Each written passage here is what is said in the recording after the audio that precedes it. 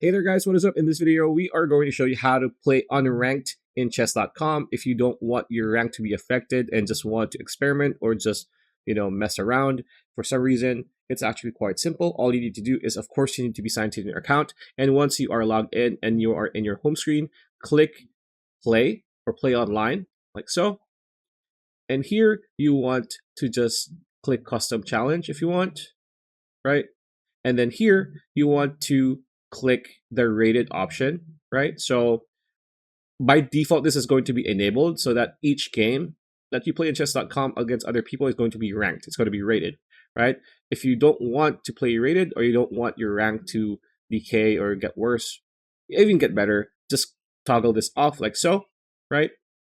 And then after that, click start game and you will be able to play any unranked game. You can actually change your opponent and so on and so forth. You have a friend or just search anybody for any type of game, and however short or long each round is. Click start game. After that, you'll be set. So pretty much it. That's a video. Hope you liked it. Like, comment, share, subscribe, ring that bell icon. See you on the next video.